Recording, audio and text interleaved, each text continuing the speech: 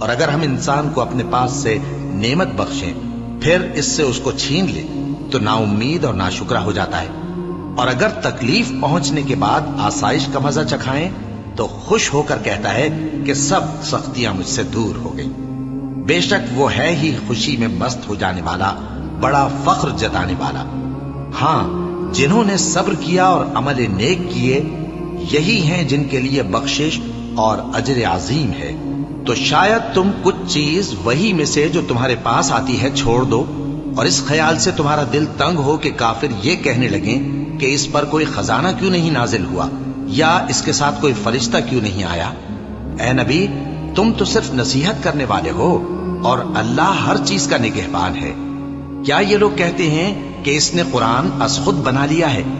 کہہ دو کہ اگر سچے ہو تو تم بھی ایسی 10 صورتیں بنا لاؤ، اور اللہ کے سوا جس جس کو بلا سکتے ہو بلا بھی لو۔ بس اگر وہ تمہاری بات قبول نہ کریں تو جان لو کہ یہ قرآن اللہ کے علم سے اترا ہے، اور یہ کہ اس کے سوا کوئی معبود نہیں۔ تو کیا تم لوگ اسلام لاتے ہو؟ جو لوگ دنیا کی زندگی اور اس کی زیب و زینت کے طالب ہوں، ہم ان کے اعمال کا بدلہ انہیں دنیا ہی میں دے دیتے ہیں، اور اس میں ان کی حق تلفی نہیں کی جاتی۔